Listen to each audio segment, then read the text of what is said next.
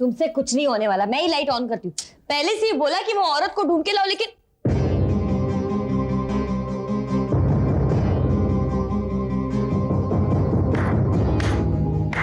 Surprise.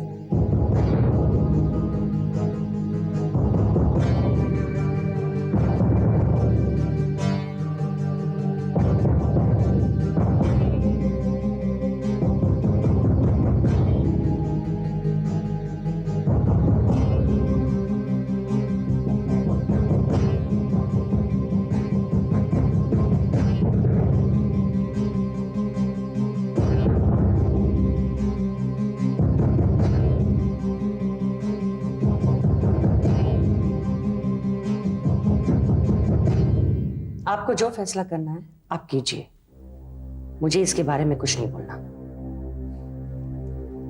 ऐसा नहीं है मिताली, प्रशांत के मन में कुछ फरियादें हैं और उस फरियाद को बहुत दिनों तक नहीं सुना जाए तो वो अंदर ही अंदर जहर बन जाती है। तुम उसकी तरफदारी मत करो पारेख।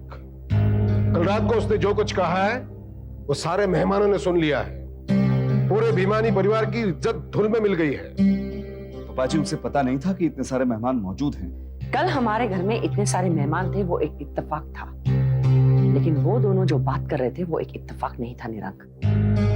1000 बार उन दोनों ने ऐसी घटिया बातें अपने बेडरूम के दरवाजे के पीछे की होगी। तो हमें क्या फर्क पड़ता है? वो अपने बंद दरवाजों के पीछे मुझे अपाहिज कह दो तो मुझे क्यों बुरा लगना चाहिए? वो इसलिए कि परिवार में बंद दरवाजों के भीतर भी एक दूसरे की इस हद तक बुराई नहीं की जानी चाहिए। जो अल्फाज हम कहते हैं वो हमारे दिलो दिमाग में गूंजते रहते हैं निरंग, हमें वही सच लगने लगते हैं। मजाक में भी जो ऐसी गंदी बातें करता है उसका कभी न कभी दिमाग ऐसा ही हो जाता है। वो रंग प्रशांत ने कल दिखाई दिया। जो भी हो जितेंद्र भाई, उसे सजा दी जा सकती है, परिवार को तोड़ा नहीं जा सकता। शरीर के किसी हिस्से को जब गैंग्रीन हो जाता है ना पारेख अंकल, तो शरीर को बचाने के लिए उस हिस्से को काटना बहुत जरूरी होता है। वो कटा हुआ हिस्सा ज्यादा परेशान करता है उसके ना होने से। हम सब लोगों को ये सबसे पहले तय करना होगा कि उस बीमारी को दवाई से ठीक करना है या फिर ऑपरेशन करके। और मेरा तो सिर्फ यही कहना है कि यह सिर्फ एक बिजनेस डिसीजन नहीं है। इसमें कुछ भी तय करने का जितना पप्पा जी का हक है उतना ही मम्मी जी का भी है। उनकी भी राय लेनी चाहिए। ठीक है, मैं उससे बात करूंगा। कल रात हम दोनों की दिमागी हालत कुछ ऐसी थी कि हम दोनों ने चुप रहने का निर्णय किया, लेकिन कल मैं उससे बात करूंगा। करिए, जिसकी भी राय लेना चाहते हैं आप लीजिए, लेकिन मैं अपना फैसला कर चुकी हूँ। मेरे लिए मेरे परिवार का वो हिस्सा कट चुका है।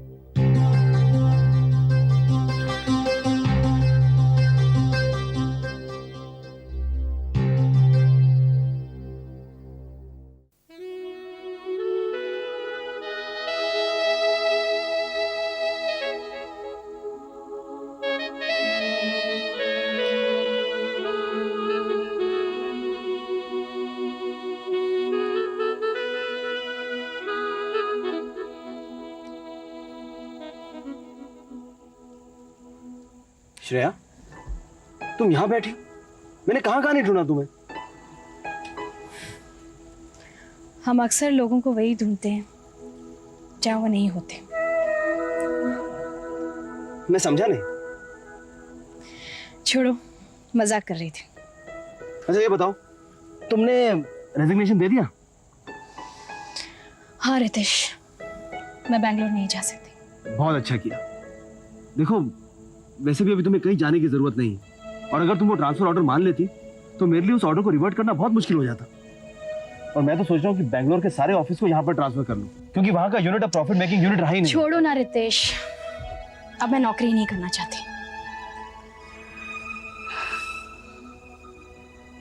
इसी बात का डर था मुझे श्रेया, कि ऑफिस में और मेरी फैमिली में जो हम दोनों की दोस्ती को लेकर गलतफहमियां हो रही हैं, उसकी वजह से तुम ये नौकरी नहीं करना चाहोगी। लेकिन श्रेया, अगर मेरी बात मानो तो जल्दबाजी में कोई भी फैसला मत करो, क्योंकि अगर तुमने नौकरी छोड़ दी तो फिर तुम्हारे पापा के ऑपरेशन के लिए लोन अप्रूव करना मेरे लिए बहुत मुश्किल हो जाएगा। नहीं रितेश, मैं तुम्हारे परिवार वालों या तुम्हारे ऑफिस की गलतफहमियों के डर से तुम्हारी नौकरी नहीं छोड़ रही हूँ। मैं हम दोनों के बीच जो गलतफहमियां बन सकती हैं, उस डर से तुम्हारी नौकरी छोड़ रही हूँ। हम दोनों के बीच कैसी गलतफहमी श्रेया? यही कि हम सिर्फ दोस्त हैं, जबकि सच तो ये है कि हम एक दूसरे में कुछ खोजने लगे हैं रितेश। जैसा मैंने कहा ना, हम अक्सर लोगों को वही ढूंढते हैं जहां वो होते नहीं। मैं तुमसे प्यार करने लगा हूं, ऐसा मानती हो तुम? हम शायद एक दूसरे से प्यार करने लगे हैं, इसका एहसास हमें होने लगा है रितेश। हाँ, हम अब तक उतनी आगे नहीं बढ़े हैं जहां से वापस ना लौटा जा सके। लेकिन रितेश, अगर चंद रोज मैंने तुम्हारे साथ यूं ही बिताए ना, बिना अंजाम के बारे में सोचे, तो बहुत जल्द हम उस मुकाम तक पहुंच जाएंगे जहां पर वापस लौटना बहुत मुश्किल हो जाएगा। ऐसा कुछ नहीं होगा श्रेया। देखो श्रेया, मैंने ना कभी तुमसे कुछ मांगा है, ना कभी कुछ चाहा है, और मैं विनीता से बहुत प्यार करता हूं।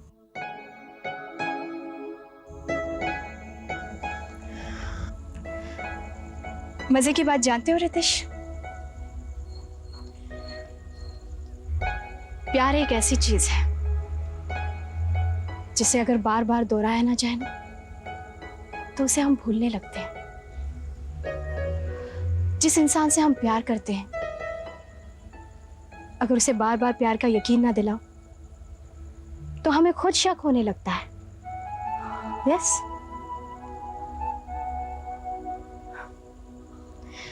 तुम्हें मेरी बात झूठ लग रही है ना? तुम ही सोचो रितेश, कब आखिरी बार तुम ऑफिस से जल्दी घर गए हो विनीता से मिलने? हाँ, विनीता सच ही कह रही थी कि मेरी वजह से तुम उससे दूर होने लगे हो। She was right. विनीता आई थी तुमसे मिलने? हाँ, और उससे मिलने के बाद मैं ये समझ पाई हूं कि तुम विनीता को एक ऐसी जगह ढूंढ रहे हो रितेश, जहां वो है ही नहीं।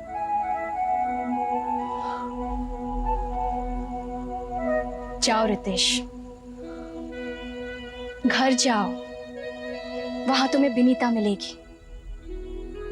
या फिर ऐसे कहो कि जहां विनीता है वही तुम्हारा घर है। गो।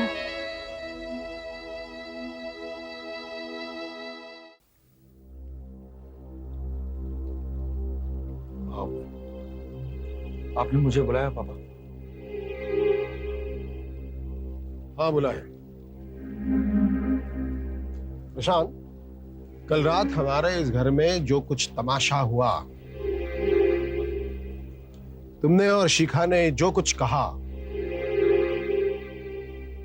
और हमारे घर पे आए हुए सारे मेहमानों ने सुन लिया,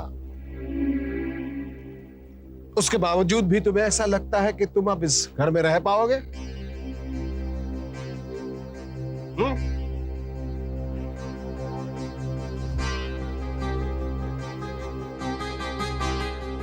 इतनी कड़वाहट भरी है तुम्हारे दिलो दिमाग में, इतनी फरियादें, इस कदर जहर भरा है। अपनी बहन के लिए इतनी शर्मनाक जलन। मैं तुम्हारा क्या करूं प्रशांत? जवाब दो मुझे। पापा, इस बार उसे माफ कर दीजिए पापा। नहीं नीरज, मैं इसे माफ नहीं कर सकता। मेरी माफी इसके लिए कहर बन सकती है।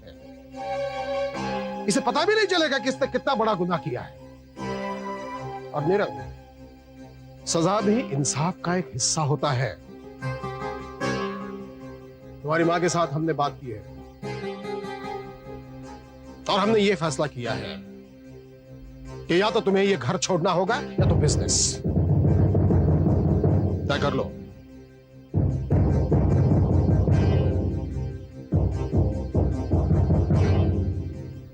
पापा, मुझसे और शिखा से गलती हो गई है, माफ कीजिए। पापा, इससे अच्छा तो यह है कि इसकी फरियाद की जड़ ही काट दें। वो वैसे भी रितेश और मिताली के साथ ऑफिस में काम नहीं करना चाहते, तो बेहतर यही है कि इसे कुछ पैसे दे दें और खुद का बिजनेस शुरू कर दे। वो तुम सबके साथ वहां ऑफिस में काम नहीं कर पाएगा तो क्या इस घर में सबके साथ रह पाएगा? पापा, घर से निकल जाने की सजा तो रीमा और उस बच्चे को भी मिलेगी जो अभी शिखा की कोख में है। ठीक है, इस बार तुम्हारा कहना मानता हूं मैं नीरज, लेकिन तुम प्रशांत, कल से तुम दफ्तर नहीं जाओगे और तुम्हारे उस नए बिजनेस के लिए तुम्हें कितने पैसे दे दिए जाएंगे ये मैं कल तक तय करूंगा। एक और बात कान खोलकर सुन लो,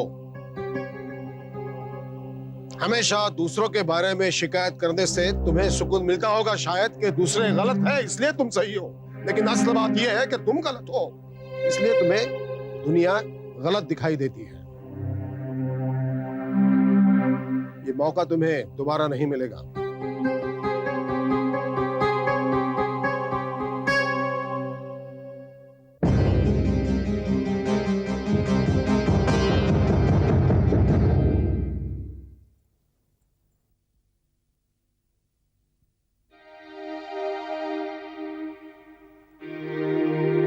तुम श्रेया से मिलने गई थी? क्यों? नहीं जाना चाहिए था? नहीं, आजाद हो तुम, बल्कि आजाद ही नहीं, ताकतवर भी हो। जहां दिल करे वहां जा सकती हो, जो दिल में आए किसी से भी कह सकती हो। मैंने उसे ऐसा क्या कह दिया रितेश कि तुम मुझसे उखड़ कर बात कर रहे हो? क्या कह दिया ये तो मैं नहीं जानता, लेकिन जो कहा है उसका नतीजा देख रहा हूं मैं। श्रेया ने नौकरी छोड़ दी है। उसने जिस लोन के लिए अप्लाई किया था वो लोन अब उसे नहीं मिलेगा। तुम जानती हो विनीता, उसके पापा को लंग कैंसर है और अगर उनका ऑपरेशन नहीं हुआ तो वो 6-8 महीने से ज्यादा जिंदा नहीं रहेंगे। ऐसा उसने मुझे नहीं कहा था रितेश, वरना उसके पापा को जिंदा रखने के लिए मैं अपना प्यार, अपनी शादी मर जाने देती। हमारी शादी मर रही है मेरी और श्रेया की वजह से? विनीता, क्या मैं तुम्हारा कैदी हूं जो मैं किसी से दोस्ती भी नहीं कर सकता? और क्या हमारा प्यार इतना कमजोर है कि एक छोटी सी बात पे मर जाएगा? कमजोर है या नहीं ये मैं नहीं जानती रितेश, मगर मेरे लिए मेरी जान से भी ज्यादा कीमती है। अगर मेरे प्यार पर किसी नजर उठाकर भी देखी ना तो मुझसे बर्दाश्त नहीं होगा। मैं जानती हूं कि हमारी शादी, हमारा प्यार अभी तक मरा नहीं है और इसका सबूत है मेरी सांसें। तुम्हें क्या लगता है अगर हमारा प्यार मर जाएगा तो मैं क्या जिंदा रह पाऊंगी? पागल हो तुम विनीता, बिल्कुल पागल। तुम्हें क्या लगता है मैं तुम्हें छोड़कर श्रेया के पास चला जाऊंगा? विनीता, उन दिनों में तुम्हारे ख्यालों पर तुम्हारा बच्चा छाया हुआ था, मेरी और तुम्हारा ध्यान बिल्कुल नहीं था। और तब मुझे श्रेया मिली, उसके साथ मेरी दोस्ती हुई, बल्कि तुम यूं भी कह सकती हो कि दोस्ती से कुछ ज्यादा। लेकिन यकीन करो विनीता, श्रेया तुम्हारी जगह कभी नहीं ले सकती, कभी नहीं। मुझे यकीन दिलाओ, मुझे यकीन दिलाओ कि तुम सिर्फ मेरे हो। क्या यकीन दिलाऊं विनीता? ये यकीन दिलाऊं कि मैंने तुम्हारे सारे ख्वाब अपनी आंखों में पहन लिए? ये यकीन दिलाऊं कि तुम्हारे सारे सपने सरोगेटिंग के, बच्चा पाने के मैंने अपना लिए हैं? हाँ विनीता, सच। और क्या कहूं मैं तुम्हें यकीन दिलाने के लिए? मुझे अपने गले लगाओ प्लीज।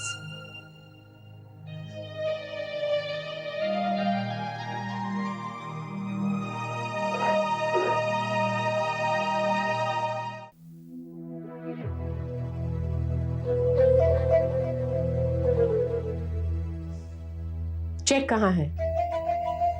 अभी मुझे तुम्हारे पेपर स्टडी करने होंगे सोनिया। मैंने तुमसे जो सौगंध पत्र मांगा था वो ठीक वैसा है जैसा होना चाहिए या नहीं, वो मुझे चेक तो करना होगा। लेकिन इतनी छोटी सी बात के लिए इतने सारे पेपर्स और कॉन्ट्रैक्ट क्यों साइन करवाया जा रहा है, ये मेरी समझ में नहीं आ रहा है। वो इसलिए सोनिया कि अब किसी को भी तुम्हारी बातों पर भरोसा नहीं रहा। भरोसा नहीं रखोगे तो आने वाले दिनों में नींद तुम्हारी उड़ जाएगी रितेश जी। और वैसे भी अब तो मैं आपके साथ जिंदगी भर जुड़ने वाली हूँ। वो फैसला तो मुझे करना है तुम्हारा ये डिक्लेरेशन स्टडी करके। मगर हमारे पास वक्त नहीं है डॉक्टर। अगर ये साइन करने के लिए तैयार है तो हमारे पास भी पहला चेक तैयार है। मैं यहाँ साइन करने के लिए ही आई हूँ। ठीक है, जैसी आपकी मर्जी। इस कॉन्ट्रैक्ट पर साइन कर दीजिए। और चेक? तैयार है।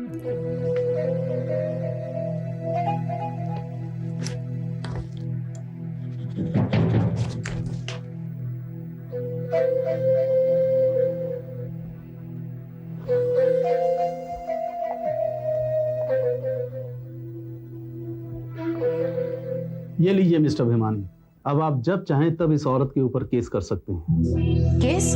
किस चीज का केस? फॉल्स डिक्लेरेशन का केस।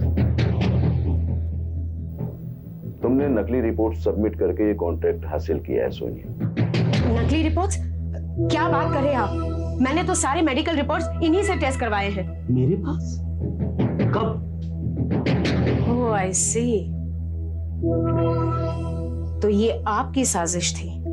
और नहीं तो क्या? तुम्हें क्या लगता था कि 2 करोड़ रुपए कमाने इतने आसान है? मैं अब भी सारी बात तुम्हारे घर वालों को जाकर बता सकती हूँ। वो जानते हैं हम, मगर फिर हम तुम्हें जेल भिजवा देंगे और तुम्हारी फोटो न्यूज़पेपर्स में छपवा देंगे। सोच लो सोनिया, गिनती तुम्हें करनी है कि नुकसान तुम्हारा ज्यादा होगा या हमारा। मेरी सलाह मानो, कहीं बाहर जाकर पैसा कमाने की कोशिश करो। यहाँ तुम्हारा खेल खत्म हो चुका है। ठीक है,